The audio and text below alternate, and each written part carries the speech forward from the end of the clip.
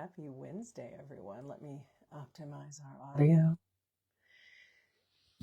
We wanted to do the pre-show, as they like to call it, right, in some circles. So this is the few minutes before we do our second unofficial trailer of Mic Drop Hour. The mic drop. And we're It's a cool name. we're going through the kinks, and it's important we go through the kinks because for the first time, this is just skip the hair, right? This is just me and you doing this. Yeah. There is nobody behind the curtain. Yes. So yes, we are the producers and the talent of the show simultaneously. We had done last fall quite a few Fridays, and that were well received, which we really appreciate. And then life happens, and it's a very hard rhythm for us to get into. So now we have a new studio that's easier for us to get access, and that's made it a little bit more palatable. But it's very easy. It is nice. It's nice to get here. Oh shoot! We're working through. I gotta make sure this is holding so we don't lose. So our heads aren't cut off. Yeah, there you go. There you go. Much better. Okay, so what time is it? Because we need to sort of officially start at 7. It is still, we are still good on time. It is 6:54 Wednesday. The time, the day, like that. Do you Your remember traffic report is sponsored by And Fairway. we would do like the weather. The weather today brought to you by the Weather Channel. Sorry to any local stations, but. So I think we should mention that this whole thing with the book has been another unexpected highlight. And thank you if you're watching or if you've had any connection whatsoever to the book. If you were a part of our virtual launch or you were at our show, we just can't thank you enough because it's been a steady sale of the book every day. And we're just grateful that people are spreading the word and through word of mouth, giving us good reviews. Good morning, Jenny. Our friend Jenny is joining us. We're thinking of you. We're praying for you. We hope that you're doing well. Like so many of you going through health challenges right now, it's just that season of your life where it can be really frustrating. Look, this is how, I just had a realization. This is how short I am. I'm looking right now and I look like I'm a garden gnome compared to you. I just have such a long upper body. Do you want to sit on this pillow like Ron? No. If I would properly sit up and I wasn't but I haven't had my coffee this morning. I haven't had any caffeine. We're going to start exactly at 7 o'clock. But yeah, this is going to be, Jenny is going through things. Everyone's going through things, right? I want to give, so many people are going through so much hard stuff. I want to give a very special friend of mine, Sarah Stabell. Yes. Sarah is one of the biggest warriors I've ever met in my life, diagnosed stage 4 colon cancer. She beat it. She was in and out of the hospital so many times. And she's been battling cancer for like 5 years. Battling cancer for 5 years. She was at Mayo, some of the best. And sadly, the cancer has spread to her brain. And there's not much more that they can do. Chemo is no longer going to work. Gosh. So they're sending her home. There was an image that her family had put out, and it was her with her daughters lying in a hospital bed, and you see her husband who's extremely emotional in the corner and her 2 sons with their head down. And it was a picture that was it kind of broke anybody who watched that. So, if you're praying kind, please lift Sarah and her family up. When I tell you she is the best of the best, she's the best of the best. She is the consummate hype girl. She was going through colon cancer, and all of that entails. And when she found out I was in the hospital, and the reason I didn't go to the hospital is because I was afraid that I had colon cancer, right? So I had all these symptoms, and I was in the hospital, and she was like the first person who called, and she said, "Why didn't you call me? Why didn't you call me? Why were you going through this by yourself?" Mm-hmm. This woman was battling stage 4 cancer. Worried about you. Was worried about me. That's who she is, and that speaks a lot. Now let's do a prayer if you're, as Amanda said, the praying type, to uplift both Sarah and Jenny and anyone watching who's going through, especially the health challenges. Dear Heavenly Father, we just ask you to wrap your loving arms around the family of Sarah. to lift her up and give her the peace that passes understanding that we know only you can bring, and to just help her get through all that she's dealt with the continued dignity and grace that she exudes. As for Jenny, it's not ever good when you have all these unknowns and, just every doctor's appointment, the fear, the anxiety of what now. Please just continue to give her and her family the strength to walk through whatever diagnosis and treatments are available. And we just ask that Sarah and Jenny continue to be given the strength emotionally and physically to endure whatever comes their way. And then we just know that you've put them in a position to be a light for others. And we're grateful that they are giving so much to others in terms of what they're pouring out selflessly. In Jesus' name we pray, amen. And just thank you for letting us start your morning with that prayer, because for us, that's something that we feel is a good way to show support when people are in a position where many times you might feel helpless, like there's nothing you can do. We can always pray and give them that kind of love and energy, right? Yeah, and if you flip the script and you pray for the people that you can't stand too. I mean, like really, because what else can you do, right? Like you can't go out and but I thought that was, it's a funny but crazy situation where Charlie Kirk's widow said that even Charlie prayed for his enemies, and then Trump was like, when she looked back at him at the press conference of him being awarded the Presidential Medal of Freedom, so on his birthday, which was awful. First birthday without her husband. Okay, it's almost 7, and we're going to commence right at the top of the hour. Thank you to all of you. Wow, we have a lot of people watching. This is our second pilot, if you will, of Mic Drop Hour. We had some technical issues last week, so we hope that we're coming in louder and clearer. And we are again in our new studio. We are. You can see the lights, I think, reflecting. I would take my glasses off. My children tell me I look like I'm wearing those glasses with the nose attached. Don't choke me up. I have to get a drink of water. But let's tell you, I am blind. And the time is now 7 o'clock. It is Wednesday, October 15th. Thank you so much for joining us for Mic Drop Hour. I am Amanda Goodman. And I am Tara Thomas. We are so fun, having so much fun, just being back in the saddle. Back in the world of morning television. But we don't call it morning television. It's like, morning television morning is dead. Streaming. Morning television. Traditional TV is dead. Appointment television is dead. But guess what? You can take this show everywhere. We are starting right now on Facebook and YouTube. We will soon be going to streaming services where you can listen to digital radio wherever you are. And that's what we are so excited for. A long time ago, I was told I have a face for radio. So I'm coming home. So as we started the first pilot, again, this is a pilot episode. We're kind of working out kinks. It's just Tara and myself going through all the technical things. So we are the man behind the green curtain. But it's really important we start today with a 4-letter word.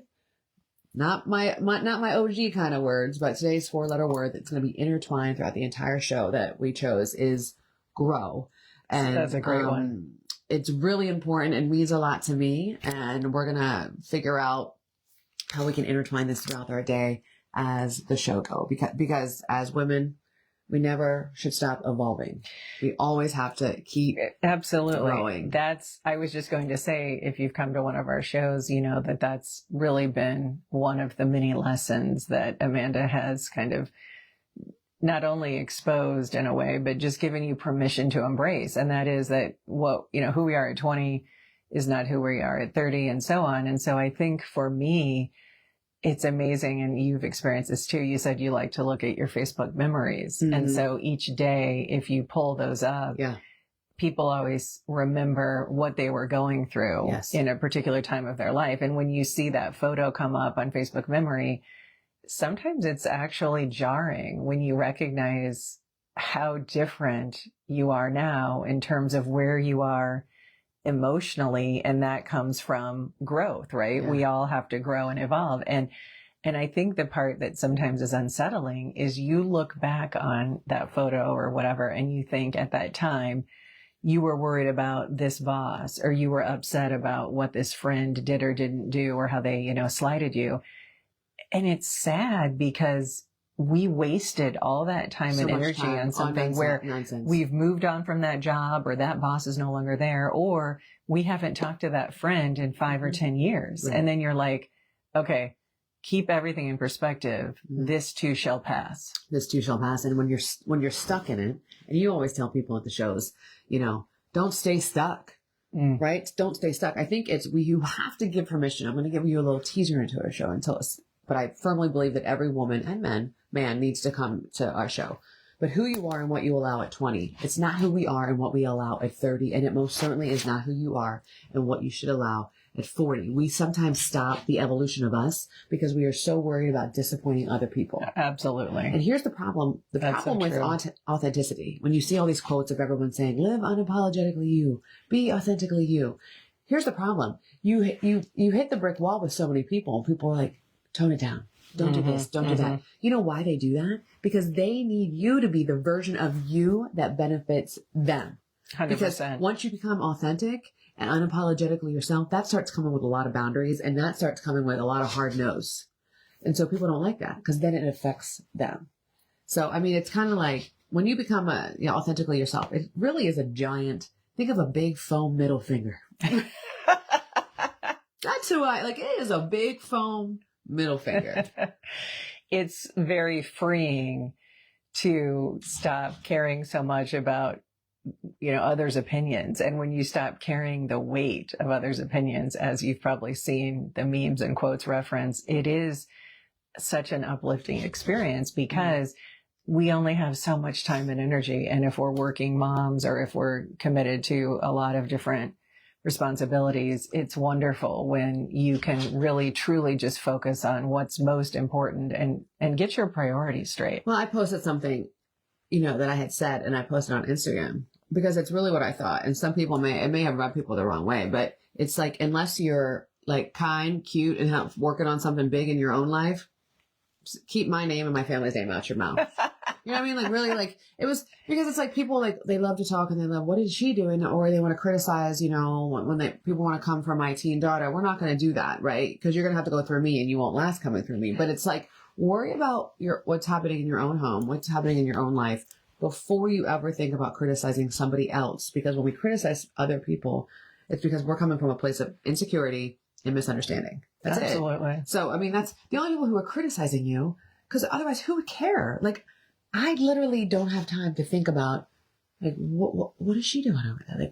Like, I don't have time. And if I do, then I'm operating from a place of jealousy and insecurity. Well, and real quickly, we have other elements to the show that we're going to get to, but I just wanted to mention one thing that I did that's a very minor shift, but has major impact. And I know we've talked about this before. In the last year, I stopped checking who's liking my post or who's giving it a heart on any social media platform I engage on. I just don't look at that because that doesn't affirm or denounce one way or the other something that I felt worthy of sharing, if that makes sense. And it's such a freeing exercise to not do that because it shouldn't be, in my world, a tit for tat where I'm not going to like your post only if you like mine. It's not a quid pro quo thing. No. So like for me, if people genuinely are nice and supportive, wonderful. And I'm going to do the same and extend that to people regardless of how much they're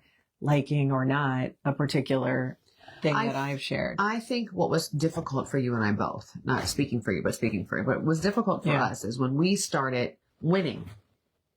When the speaking series took off, when it wasn't just a fluke one thing, and it wasn't just a second winning, thing. And we should qualify that winning in the worldly sense. In the worldly sense, yes. Like not like we're already winning when we wake up every morning. That's a win, right? When God lets us wake up every morning. But I'm saying like when we finally were on our own and doing the speaking series and had like and all the things, okay.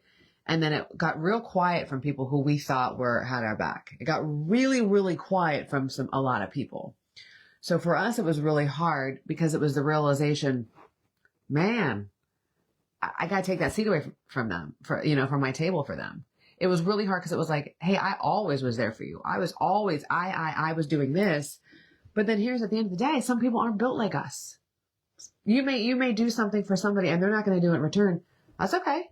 Right. Now now you're aware, and then they may not be your people or they may not just be like that. So, but it's difficult for us because it was like, we saw through it like, oh, you lied. Like, you don't want to see us do well. You're not really happy for us. It was kind of because we were fed that from these superficial supporters for years when we were, feeling there was a level of support that was very hollow, shallow, not sincere. But we know we're not, researchers, but our unofficial expert opinion is there is a direct correlation between the content you share and the tone or the circumstances involved in terms of how many people will pour out, the likes, hearts, and the support. So great example. When one of us has gone through a horrible trial or tribulation, there's a lot of love. Yeah. I mean, which isn't bad because you still want that support. But then in contrast, if something positive, overwhelmingly positive, something that sort of sets you apart, a unique happens, there's generally a little bit of a decline. Think about it. Like going back to ever since we were kids, when that girl you hated tripped and fell, we were like, you know what I mean? Like, you want to laugh. So I get it. Like we have a lot of, I do something on Sundays and often sometimes Monday nights where I hate watch the Dallas Cowboys. So no offense to all of my Dallas fans. I'm a Philly fan. So of course I don't like the Cowboys, but so I hate watch them. So I have enjoyment watching them lose. I think there's a lot. So that's a great example. There's a lot of hate watching going on. So there's a lot of people who hate watch because it's like, I don't follow any pages of people I don't like. I don't follow, I don't, because I know it's going to irritate me. And it's going to irritate me. And I'm like, why would I do that? Like, I only want positive. We're going here. Oh gosh. I don't have a long arm here. So we're just, again, working on kinks here. But, we should qualify that when you said you don't follow people that you don't like. I think one thing that's really important that we both are pretty genuine about is we don't want our social media feed, our friend circle to only be people that agree with us. Oh no. And my so professional I wanted page. to make sure that people, no. I wanted to qualify that because you and I both feel like the whole world of varying opinions and it is important to be exposed to. I mean people who aggravate my soul. People who I have seen through who are not cheering for me, who are not cheering for my family, who have gone on a malicious intent to hurt, specifically my kids. They've come, they've said some things about the kids or they know people who have said things about my children and they haven't held them accountable. So I don't follow those people. People on my professional page, it is chock full of people who don't like me, who have something to say or disagree. As evidenced by all the detractors, because it's always and open I enjoy season. That. Well, and I enjoy that because I don't want to be surrounded by a bunch of hype people. No, and that's where a lot of people like MC Hammer allegedly went wrong. He had a whole posse of hype guys, and no one said, "Hammer, you're gonna run out of money." And do that. If I could get up and well, Mike Tyson hired a hype guy. Mike Tyson hired a hype guy, a guy that would go around, Mike would be brushing his teeth, you're the best man, you can brush those teeth, look at that, you're getting all that plaque, hired a hype guy. But it's very funny to me. It was always, no offense, but it was always men hiring, wanting to, because they can't handle, any negative feedback. Listen, I was called a fat effing hippo in front of people, right? And I was called all these names about my whole career. And I took it, and I never showed any emotion in front of them. I have worked with men throughout my nearly 20-year television career who would have complete meltdowns if they were told, hey, you need Rogaine. You know what I mean? Because to date us, Rogaine was a very trendy hair growth prescription drug in the 90s. I remember the meltdown, and I remember sitting there. That is so funny. And I was eating, I will never forget, I was eating chicken rice soup, and I was watching it. So, I had been told to weigh in. I was called fat and I was called all these things. And this guy was the consultant said, we're losing your hair. You're losing your hair. Let's talk about Rogaine. And it was a complete meltdown. And I'm sitting there But the funny part of that, it never happens. And you've talked about this more about a lot of things that happened in the workplace of television news. But isn't it insane to think that they were doing that in front of his coworkers? Yeah, and that's how much people were so conditioned. Yes, to think that you're fat. Let's talk about it in front of everyone was totally acceptable behavior. That's why it was really hard for us to assimilate to the real world. Oh well, I told you I made the mistake when I started my job post TV of not even recognizing how foreign it would be to go into a meeting and like get out your makeup mirror and put your makeup on. And yet for us, that was just, you would come into a newsroom, you know, looking like you just came out of a laundry room. And yet it was completely normal to have your, you know, curling iron, to have your blush, wet hair. and just literally as the day progressed or the evening, just kind of touch up the makeup. So I was in this professional meeting with educators in my post-TV existence. I didn't like that. And it was like, who does she think she is, bringing out her lip gloss during the meeting? And so I was turned in to my boss, and then there was a meeting about it, and it was just brought to my attention that it's very inappropriate and unprofessional that you would try to put on your makeup. It's also unprofessional if I slap you right now, but you know, we're getting close. And I was so taken aback because that is all that we knew in our adult lives. And we went, you know, straight from college into television news. And so I was embarrassed because there was no intent to do anything wrong, but it really was, it was a slap on the face, figuratively, to me, to recognize that, okay, you can take the girl out of the newsroom, but you can't change some of the way that we sort of were conditioned. But we had to reprogram ourselves in our post-TV world. Oh, I think the deprogramming is still underway. If you're just joining us, it's almost 7:15, which means a quarter after your 7 o'clock hour. And in the world of TV, this is when we would say, we're about ready to go to, we're not going to commercial breaks because we control the show. We control the show. We don't cut away to hear about, you know, a 13-minute weather segment. It's going to drizzle today. It looks like it's going to rain a little bit today, but we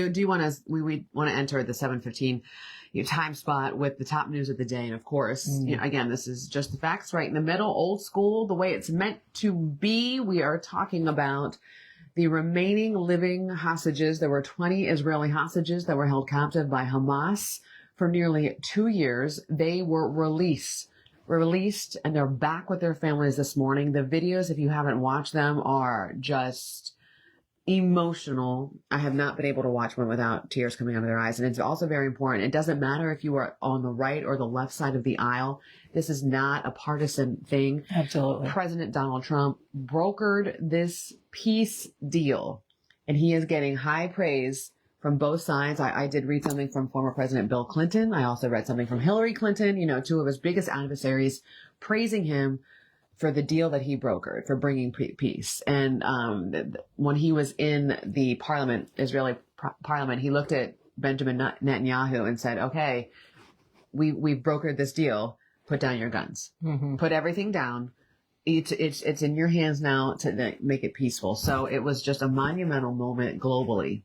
Oh, absolutely. And for the people on both sides. It was so interesting and fascinating for those of you who've seen numerous clips and photos to watch that pure, raw emotion when the parents, the family members even saw on the video that they were finally being released, and just to see them step out of the van and, you know, be a part of kind of that transition. It was so, you could just feel the weight of them finally being able to exhale, right, and to actually, because imagine how many times they had their hopes up and it was thwarted by talk of like, maybe they're going to release more. But it's so sad when you think that only 20 were released, in contrast to how many initially lost their lives on October 7th. And then those who died in captivity. And of course, we should acknowledge that in exchange for the 20 Israeli hostages, there were 2,000 Palestinians who were being held in captivity that were released in exchange. And so for the Palestinians, it was a win as well. And then, like she said, then with the ceasefire in Gaza and the end of the war, quote unquote, I mean, let's move past all of this death and destruction. It was very troubling. Two things really troubling to see. One, that many of you saw the still images of. The release of the hostages triggered Hamas to identify some, you know, spies within, and they executed some Palestinians. And that was really, I mean, sick on so many levels. And just a reminder that you're dealing with terrorists. So this is not a UN negotiation where everybody is going to agree to the terms, so to speak. And then the second thing that was troubling, and I should try to find the X or the tweet, whatever you want to call it on that platform, to affirm this, but it really bothered me that Christiane Amanpour that was horrible, was being so callous in really making the claim that, you know, the treatment of those hostages was not as bad as what some of the Palestinians had endured, as if we're comparing, you know, trauma. I mean, so it's so disheartening for us, because years ago, when she first came on the scene as a foreign correspondent on CNN, we both had reverence for somebody like that. And I admired her for going into war zones and being in harm's way. And then you see how we've evolved as a culture, and now she's like an activist journalist, and then somehow we're supposed to say, but she knows better because she's more intelligent. I mean, this is me paraphrasing how some of these people probably think. Yeah, like, she's more intelligent because she knows better than us. She's been through, you know, these war zones. It's like, that doesn't give you at all any right to make judgments that go beyond the pale of what you should be doing, which is educating the masses. Her only job is to tell us the who, what, where, when, why. Yeah. That's the only job. And that is the problem with cable news, because it's ruined journalism, because it's so many opinion-based, you know, it's whether you're watching, doesn't matter if you're watching MSNBC, if you're watching CNN, if you're watching Fox News. It's just inundated with journalists who are just, it's opinions, and we have just lost the facts. And it's very sad, because there's one question that I get over and over and over on my page, and it's this: Amanda, where should I go for news? Where should I go? I mean, you can go to, you know, the Associated Press. That used to be less biased. I get everything from the BBC, because, you know, it's right down the middle. Just tell me what happened. But it's really, really hard. Unfortunately, you have to do your own research. But that was probably one of the biggest political moves towards peace that we've ever seen in our lifetime. Oh, 100%. And hopefully will have a ripple effect, because what the analysts are telling us is, if there is some, you know, coalescing in the Middle East, that concentration of power, and then this sort of allyship with the U.S. gives Trump then a lot of leverage when dealing with China and Russia, because China doesn't want to be the odd man out. And when, you know, everyone else takes their toys out of the sandbox and it's just you and Putin that are left, you don't have the same kind of chutzpah that you went into these negotiations with prior. And so I think that's where they're saying we could continue to see some unexpected change and shift in terms of all over, you know, sort of global peace. And so I think the one point that really has stuck with me is there is a difference between, you know, lying down and surrendering, and then, as they like to say, peace through strength. So when peace through strength is executed, you have a different kind of response from countries that traditionally like to play the chicken game. Right. So peace through strength, for example, comes with going into and bombing these nuclear sites in Iran, and then recognizing, oh, the U.S. isn't going to play around anymore. We're not as weak as one may have perceived us. And so, love him or hate him, President Trump did something that was risky, but in the end, they're saying that was the catalyst to be the peace through strength approach that ultimately led Hamas and the entire Middle East to take the U.S. perhaps more seriously when it comes to foreign relations. So one last point, and again, this is us just stating the facts. I watched an interview that I do not believe was AI. It was a legitimate news outlet that was interviewing a hostage. And he said that when President Trump was elected, that some of the captors, so the Hamas, you know, bodyguards or whomever were holding them, that there was a clear shift in how they felt positioned. So it was like, okay, now we have to consider how this is going to look differently with this new administration. And so I thought that was interesting, as if to say, when through the eyes of Hamas, when Trump came into power, they were more fearful, knowing that he doesn't play in some ways. FAFO. I mean, like Trump, and I feel like the United States, and it was like, I think that's what we're back to. Like it's kind of like we're coming to the table. We're not going to be pushed around, and I'm just so thankful for Palestinian families to be reunited with their children and their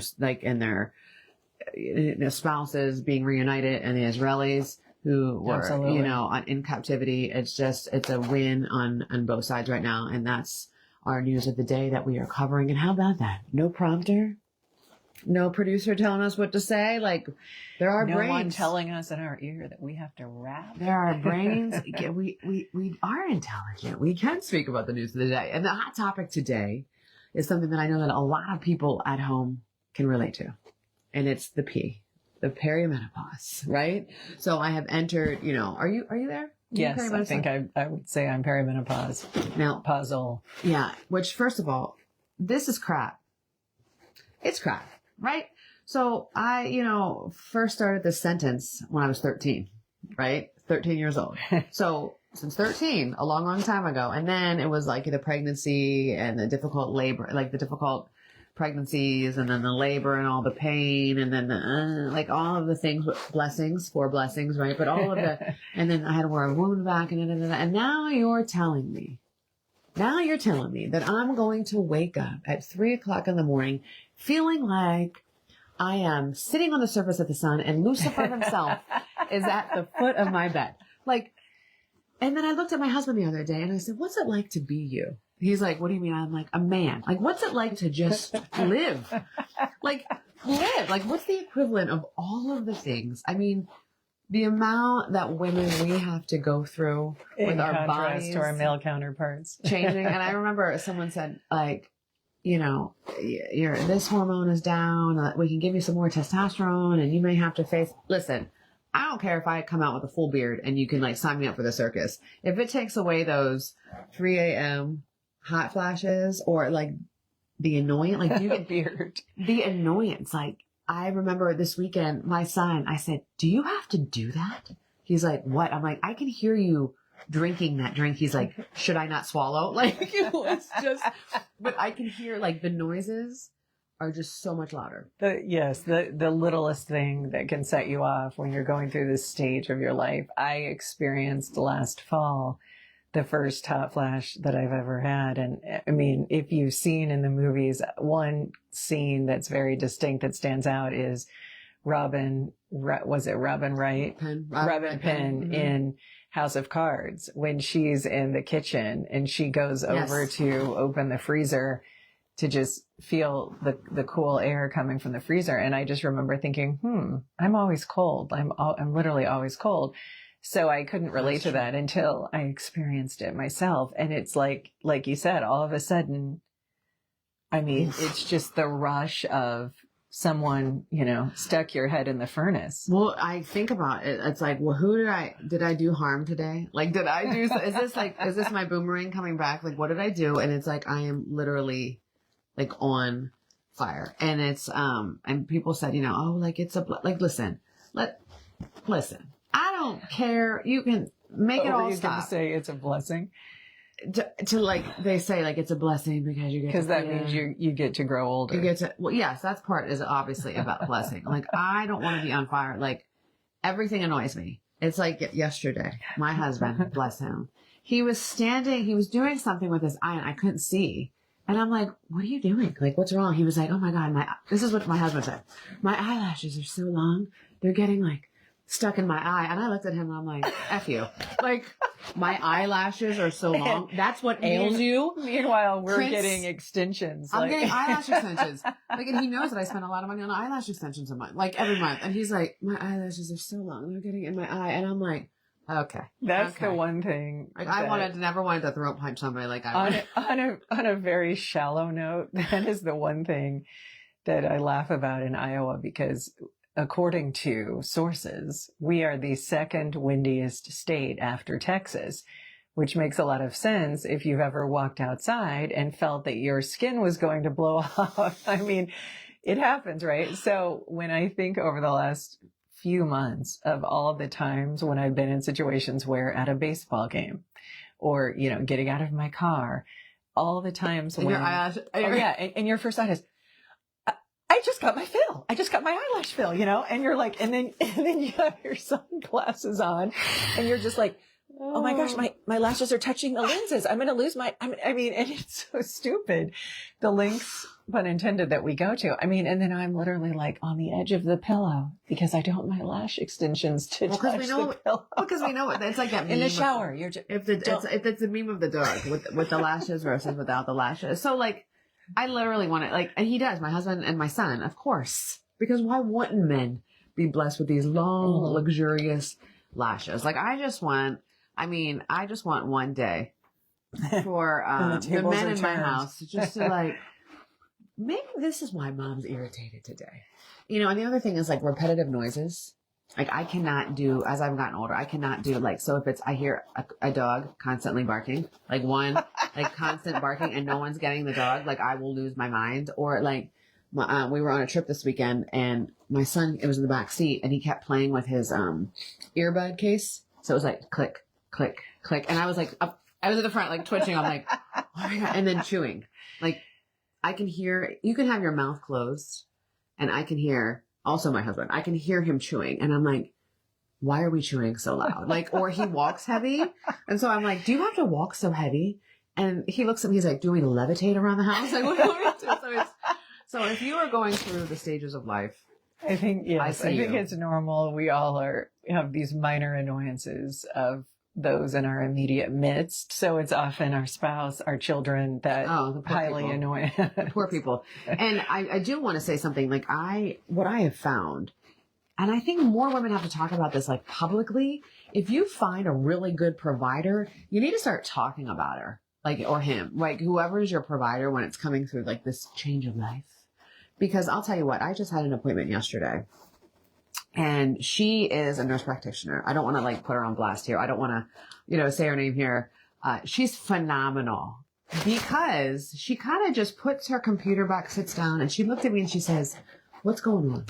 Like, what do you want to talk about today?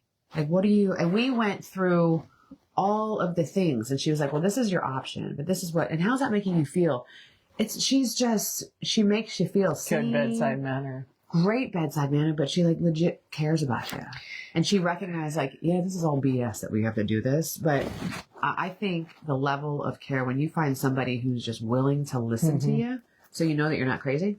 Yeah, I fell into a similar situation where now my general practitioner is a woman who's our age. And so there is a connection that I have with her differently than if I were going to somebody who was much younger. And, that's not to slight the younger providers, but as Amanda described, it's nice when you talk to somebody who's a medical professional that can absolutely relate because they are themselves going through it. Mm-hmm. And I think the part that is so, we as women, as we get older, especially, you just want to be heard and you want to feel like somebody cares because our culture and society is starting in some ways to kind of diminish your worth, stereotypically, right? And then we feel the weight of that. And so it really struck me that she remembered that my dad had passed away. And so when I came into a follow-up, an appointment like 2-3 years after he had died, I mean, for her to say, well, how are you doing and how is your mom? Because I know that had to be hard when you lost your dad. And I thought, oh my gosh, I mean, that's very meaningful when somebody remember. Now, a contrast to what we're talking about, which is positive experiences. I am so over all of these moms on these Facebook pages, in particular locally, who are bashing providers by name. Mm-hmm. Which to me is a bridge too far. And what people don't realize, and if you watch the news or if you look online at all the stories, there is a very scary trend nationally where providers are no longer available in the more rural, underpopulated areas. I just saw a story yesterday where there was this part of the country and the last doctor standing is nearing retirement. who's going to be there? Mm-hmm. Because you don't realize when you're living in your bubble and you're mad because you think you were slighted by a provider. You have no idea their caseload.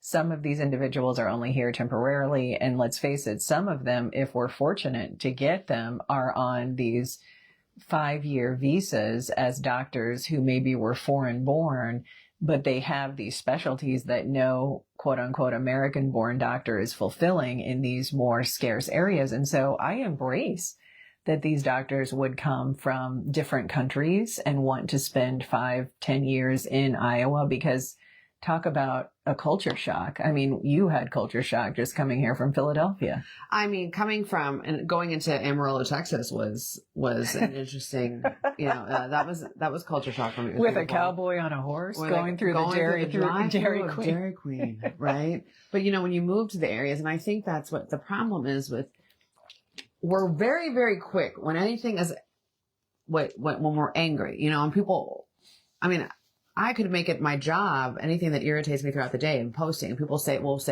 people at home may say right now, Amanda, you get angry. I post about, people who are getting preyed upon and children and things getting swept under the rug. I literally had a horrible experience with a provider. You did? Horrible. That could have killed me. And I still haven't named that person. Right. Still haven't named that person, because it's just, you're messing with the livelihood. That is handled in the court of law, right? That's going over here. So I'm going to let the people handle that. And we just have to put a pause on things. It's kind of like if you didn't get the right chimichanga that you like, and we immediately want to go on and we want to slam, and it's one mistake doesn't define us. So you don't know whether it's a restaurant, it's a doctor, everything that people are putting into this. And then just because you woke up and you decided, I am going to be the judge, jury, and executioner today. And that doesn't sit right with me. I want to know, I would like to know, if you go onto the food sites and stuff and they'll say, hey, food was great. The wait is a little long. That makes me say, okay, we're going to plan some time to go. I'm not faulting anybody for a long wait, but that makes me saying, okay, we have to get there early, keep the kids occupied. It's going to take us a little longer. But when we're going on and immediately slamming people just because they looked at us the wrong way, I have a problem with that. Well, or the biggest thing that we see is if somebody's starting a small business and then somebody bashes that business and says, oh, their prices are too high, and you have no idea what they've gone through to make this happen, then don't buy something from them, because that's the marketplace of capitalism, that they have a right to charge $10 for whatever. Right. And if you don't like it, then that's fine. You have the power of the purse. You don't have to buy it. But it bothers me so much when people are slamming entrepreneurial pursuits, and many times it's a small business. So somebody who's taking a huge risk, both financially and personally. And then when they are bashed on these local Facebook pages, I just want to say to them, and you have no idea what it's like because you've never put yourself out there and taken said risks. And so in exchange, then don't be the first person who's mad when, another business closed because you run them into the ground because you're mad that they charged, an extra $1 for whatever. Well, and everyone's trying to control the narrative, right? Their own narrative. Everyone's trying to save themselves. So it was a local coffee shop. She's having a new location. She's finding a new location, right? It's woman-owned business, very genuine, hype girl, wants to see everybody win, good person, right? So there's a lot of things that happening behind the scenes where, things weren't going well with her. She can share her story. I'm not going to share her story. So I was just saying, hey, she has a new location. I'm sharing this. I support her. She may have been affected by the boys club. So if I hear a woman you're drowning, I'm coming with the life raft, right? Or if you're going through the fire, I'm coming with a bucket of water.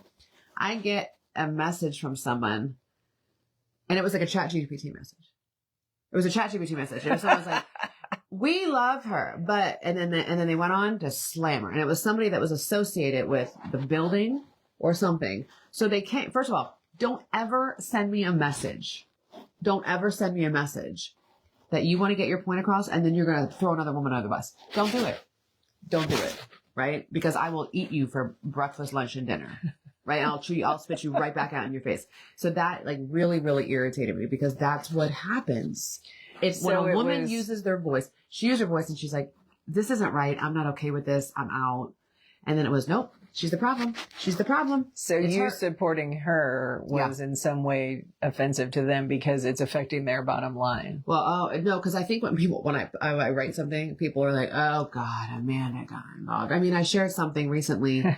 There's a very important group in Iowa. It's Alive and Running, right? Oh, yeah, I saw that. It's suicide prevention and awareness. And they put on these free presentations where they bring this young woman in who has a remarkable story. I mean, and they literally the people are involved who have been personally affected by suicide, right? The people involved want to make sure no other family goes through all the pain and the heartbreak or sees the empty chair at the holiday dinner table. Yeah. That's why they're doing it. They're not making money off this. They're not they want to do it because they're literally coming from a place of love and care, right? So they were getting shot down from schools. And so they were having this, I don't understand. You're kidding. No, they were getting shot down from schools and they were having that moment that I've had before. Like, why would anybody not want to have this? Like, why would you not? Because we don't think about prevention because we have a savior's complex, right? We want to swoop in. You can't swoop in at suicide. It's too late, right? Absolutely. So you have to invest in prevention. So the guy who found it, Alive and Running, was just like, I'm going to be transparent. That's it. I'm going to be transparent. He said, this is not a negative post. These are the schools we contact. This person said no. This person said no. This person said no. I'm going to have to go back and look at that because I saw that you had posted something and I was not reading the whole thing. So I shared that post. So it listed the schools and that's transparency. That's not being malicious. That's not calling people out. Those are the facts. But now people are mad at him. People are mad. He got a message behind the scenes from a school administrator saying, if you had told me I was going to be outed, I would have responded differently. Yes. I mean, that's exactly what it is. And the one school administrator had said, like, I'm disappointed. Me. And I'm like, no one's afraid of a school administrator. No one's afraid of a school administrator if you're an adult. Like, what are you going to do? Like, change the school supply list? Like, we're not, don't do that. And the problem is facts make people uncomfortable. Facts, if it's detrimental to facts make people to them saving face. Uncomfortable. And it's crazy to me. Okay. Because if it was a male anchor, let's say it was a male anchor who went on TV on a news desk and said, these schools did not do, because that's what old school news was, right? Old school news. No one questioned him. No one would question. No one would think about saying anything. No one would. But now we have these backdoor. Yeah. Let me intimidate you. But if it's you on your page, I'm going to check her. I'm going to shut her down check me, so I can have bragging rights, or at the next in the words at the next of professional Murphy, development meeting. In the words of Dr. In Dr. Doolittle, you walking over, you limping back. So so I give. So if quoting Dr. Doolittle is awesome. So all I'm saying is, if you are, and I'm not affiliated with Alive and Running, I'm a supporter because I know the people who are behind this and their passion and their love and their pain. I'm so glad you brought this to my attention because I'm 100% going to go back and read the post. So go ahead. But it's just know the facts and don't let the truth make you uncomfortable. Like, it may make you uncomfortable because it's like, ugh, but those are the facts. Like, that's it. But we have a hard time embracing truth or facts because so much of what we see is curated by who we've blocked or what we allow to enter our feed, right? Yeah. And so when you recognize, if you ever, step outside of that bubble and then you're shocked that somebody has such a differing opinion, maybe you're a little too isolated, living in a vacuum. That's just a good litmus test. If you talk to somebody and you're like, I've never heard that before. Well, and it's kind of like when people disagree with something that I post on my public page. I never delete a comment. Ever. I don't delete a comment. I will because I don't, it's not just marketplace of ideas. It is that's a great way of putting it. It's a marketplace of ideas. Some of them I want to punch in the face for some of the things they say. I'm sorry. It's perimenopause. If you're just joining us, it's 7:42. We have been running our mouths for almost an hour because we did a pre-show before the real show commenced at 7 a.m. So we're just so glad that you're waking up with us on this Wednesday morning. I'm a day off. I almost said Tuesday because I was gone Monday from work. So then when you come in on Tuesday and you have that shorter work week, then it's so fun because you're like, oh, today's my Monday, but it's really my Tuesday. Oh my gosh, that's like when my parents come and my dad will say, coming in from PA, so they're only on Eastern time, 1 hour ahead, and he's like, I'm going to bed. And I'm like, it's like 7 o'clock, but it's 8 o'clock my time. It's 8 o'clock my time. I'm like, Dad, you can't get jet lag coming from the East Coast. Like, it doesn't make sense. So you have parents coming to visit. I have parents coming to visit. And the one thing that many of you can relate to is when you have family coming to visit, you're of course very excited. You anticipate it, but it is hard if they stay with you, because if they're coming from out of town, you have to kind of uproot your routine. Yes. And so for you with 4 children and now parents, it's a lot. This is what it is. Okay. So I left home when I was young, right? Like after college, I moved away, and I had not been living. So this is what's difficult for people. Like here in the Midwest, a lot of people live around their families, right? Or nearby. So when our families from both sides come to see us, they're in our house. So they're staying. So you go from doing your own thing and then you're living in your, and sometimes like my parents, like any parent would do with adult children, you still see your adult children as they're little. Oh, sure. So it's kind of like a lot of this sometimes, like, okay. Well, the funniest part that I think could be truly a reality show is, so her husband, Hector, born in Bolivia, grew up, in Argentina. Uh-huh. And then her mother-in-law does not speak English. And then her parents are Italian. They're from the East Coast. So picture a Seinfeld episode where her husband has to check in as the UN translator. So tired. And then you've got your parents who, understandably, being from the East Coast, their English already would sound different than to Midwesterners or other people. So you've got the Italians, the mother-in-law from Argentina, and then you've got Amanda in, small town Iowa with 4 children, and the husband being the only link of understanding. It's fun. And so, and my parenting is different. Well, my parenting is different than like my mom or dad, which I think we all are, right? Yes. I'm not saying one's better, one's worse, nothing. I'm not saying that, but like my mom is a very like type A, like schedule. I am very much like, more laid back. I am like, I'm just like this. And I think that irritates my mom to no end. So for instance, we went to Notre Dame this weekend. My daughter's boyfriend came with us. He's a huge, football fan, athlete. And so I had posted about it. If you've never been to a Notre Dame game, you don't have to be a fan. Everybody needs to see a game. Yeah, it's really fun. Right? So you're seeing it through your eyes, but it was funny because I went there every year growing up. And so we had a schedule, like we would be on like schedules. Like, so I mean like schedule to like, 7:45, we're eating in the cafeteria with the football team. Like, I mean, schedule. And that's how his vacations. And I am like the complete opposite. So it was kind of like, hey, let's just go see this. Yeah. Like, what do you guys want to do now? Like, let's just, cause everything is already over scheduled. And so I think when my parents come, they don't know how to just. Sure. Yeah. So, different rhythm. So growing up, remember the Fedors, the vacation Bibles, the Fedors travel books. And I'll never forget, we did this East Coast driving trip when I was in, I think, summer of 8th grade. So much fun. So went all the way up to Maine, all the way down, and then came back across the Midwest, back to Illinois. And the joke, my father was notorious as we were, as it was getting late, and this was pre-cell phone, you couldn't like reserve your room in advance unless you actually made a phone call. And when you're in your car, you don't have a landline and you're not going to stop at a payphone. So you inevitably had to just show up at the front desk, the lobby. And, when you pull up, hope that sort of open light is still on, that there were still rooms available.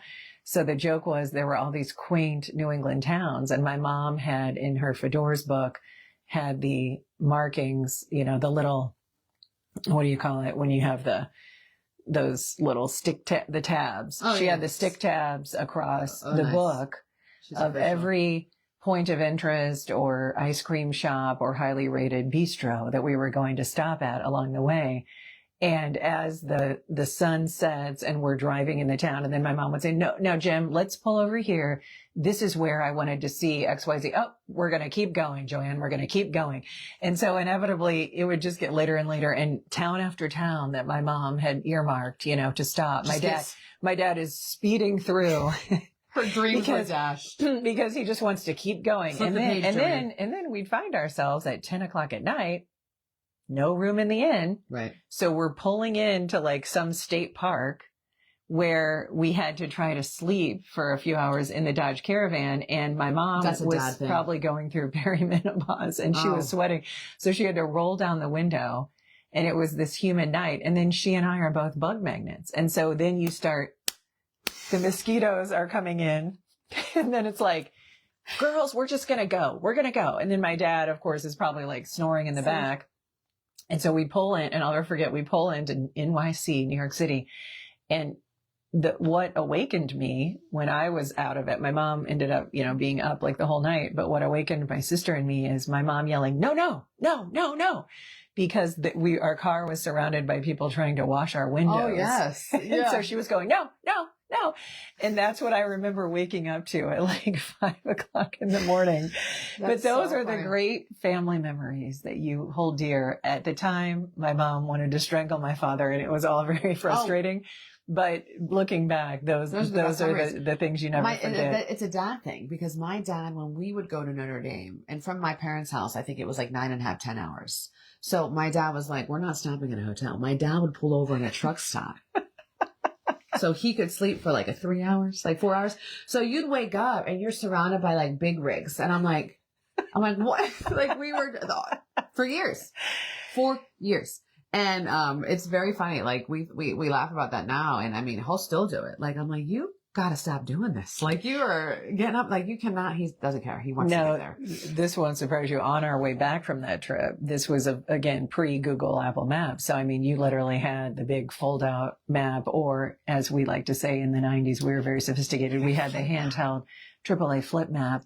So I'll never forget coming through, of all places, Pennsylvania, heading back. My father and I never miss a meal, and we decided to go on a detour because we had heard about or saw or somehow saw probably on a billboard, there was some like creamery where they had like fresh ice, like I wonder like if you were going through State College because there's a very big. It was the detour of all detours. I mean, it was so far out of our way that I think it added like 2 hours to the trip, which my mom was like, like, what are you doing? No, I'm sure it's up here, as we like came through like around the bend of some other like far off place off the beaten path. And that's a good thing. Like, get your map and go for a drive. I cannot believe at the time is 7:50. We're going to be mindful of everyone's time. And we talked about the 4-letter word of the day today is grow. And there are 3 ways that we can put it into practice. And I broke some of those down with you. So we're going to talk about grace. We break down the word here. We're going to like spell it out, the acronym. We're using it, but it's give yourself grace. So stop holding yourself accountable for all these little things, right? Like, and you're holding yourself. I meant stop holding yourself to impossible standards. Stop blaming yourself for every time things go wrong. Stop trying to be perfect in everything you do. You can mess up. We never grow, unless we're broken down and we can learn from it. Reconnect. That's good. With the R and the grow, we're going to reconnect with our purpose today. Today, I want you to take 10 minutes to reflect. 10 minutes, even if it's done here, if you're driving to work, after you drop the kids, when you have some quiet time, 10 minutes to reflect. What sets your soul on fire? Right? Reconnect with who you are. What's your purpose? What sets your soul on fire? What drains you? Who drains you? It is time to remove seats from that table. You can still feed them, but they don't need to sit with you at your table anymore. We're going to talk about the O and the W, owning your worth. And it's one of the quotes that I heard one time, and it's so true. You better step into that room like God sent you there, because he did. Like, so own your worth. You are anything that you want to be, you are, right? So make sure when you're walking into a room, you're leaving any doubt that you have about yourself. If I walk in a room, God sent me there. I'm here. And I know people are running their mouth and they're saying this and they're saying, it doesn't matter. I know who I am. That's right. I know who I am. I just know who you are. So today we are growing, but make sure you give yourself grace. Really practice that reflection today and just figure out update your hell no list today.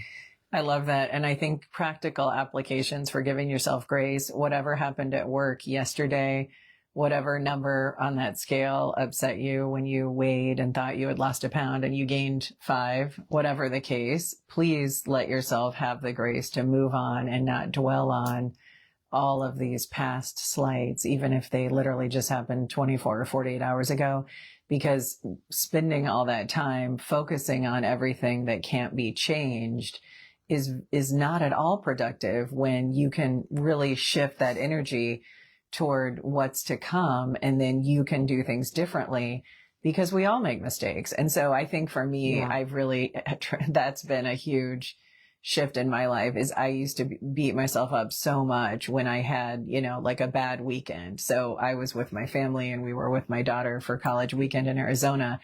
And of course, I had moments where I was like, okay, I am going to have the ice cream cone, or I am going to have this slice of pizza. So when you come back home, instead of focusing on, I'm so mad at myself that I enjoyed my vacation, which you have a right, in some respects to do, I now can say, okay, starting today and moving forward, I'm going to make better choices or eat healthier, but I'm not worried about what already, doesn't matter. What already happened and what I did enjoy at the moment. And I shouldn't beat myself up. I should give myself grace for enjoying that time. Right. Because first of all, when you talk about something as food is family, right? It's celebration. It's comfort. It brings us joy. I mean, it's just, but too much joy. But I wish it would make me sad. My sister is the one that's like, she can't eat when she's upset. She's like, oh, I can't even eat. Because someone's like, you gotta eat. You're whittling with nothing. Meanwhile, I'm like, fatty 2x4. Like, like, what do you mean you can't eat? Like, put that marinara on there. It's like, steak Sammy for me. But I think we're also trained, like, because we would have a bad weekend, we would go in and then we would be on television and someone would say, are you pregnant? Oh, are you 1,000%. No, I ate a burrito, Bonnie. I ate a burrito. Bonnie. That's my aunt's name. She may be watching. Hi, Aunt Bonnie. But we gave you that 4-letter word today. Again, not the OG 4-letter word. Your 4-letter word today is grow. But it's also really important, we should end with some faith too, because we are faith in 4-letter words. And it's, stuff that people, even if you're not following, even if you're not part of a church, even not, I truly believe that faith is intertwined in our daily life. It's intertwined in who we are. And it's, and it's, you always inspire me with some of the passages. And if there's one it's on your heart that you would like to share with all of us today, to kind of hit the reset button. Well, I appreciate that, because for me, the words of the Bible have been so meaningful in my life, in so many seasons of my life. And it's not at all in a preachy way. It's just reading words that have so many generational impacts that stick with you. And you hope that you can grow from, and also recognize that the Bible affords us a lot of grace. And the one that really struck me this morning that I wanted to share is Luke 12:48. This is a verse that is so meaningful to me, because after being on television in, the world of TV news for almost 20 years, my sign off when I was scripted with a teleprompter and told what I had to say included me going off script and speaking from the heart. And I shared a verse that has impacted my life over time, being, as we are, somewhat in the public eye. This verse hits me. Luke 12:48, to whom much is given, much is expected. And some of you will know that verse was paraphrased as a Spider-Man mantra, to whom much is given, much is expected. So the weight of that is heavy, but it's also very telling if you think about, if you are in a position of influence, if you are the one, let's say, and I'm going to, drill this down to a really practical level. If you're the family member who had financial advantage because you were able to secure a job that made you better positioned economically speaking, much is expected, right? And so that can be a burden, because now all of a sudden it's like the sibling or the family member who's struggling might try to hit you up for money, for example. And this is, we're not speaking from personal experience. I'm making a practical point that relates to this verse. To whom much is given, much is expected. So that can be a burden, right? But when you think about it through the lens of the privilege you have to be in a position where much has been given, be it your influential position with your job as a manager, for example, be it the opportunity that you've been given to travel or do things that some of your friends and family or loved ones have not. Let's be grateful for that. Let's use that influence or that position of pseudo power for good. And so for us, we take it so seriously that when I left television, when she left television, through the unexpected reach of social media, we found a way that we could still reach people. And I felt and have been convicted and committed to sharing my faith, sharing my testimony through that platform that I've been given. For her, it was steadfast becoming a child advocate and being somebody who can speak for those who don't have a voice. And it's a powerful shift. And Luke 12:48 affirms we have a responsibility, and shame on us if we don't rise to the occasion. I say that all the time. Shame on me if I have a platform to help leave a place, or leave a room, a community better than I found it. And shame on me if I don't do anything with that. So that is a really, really powerful one to end on. I was hoping that one of these days you're going to do the lead vengeance for me. Yeah, that's the one.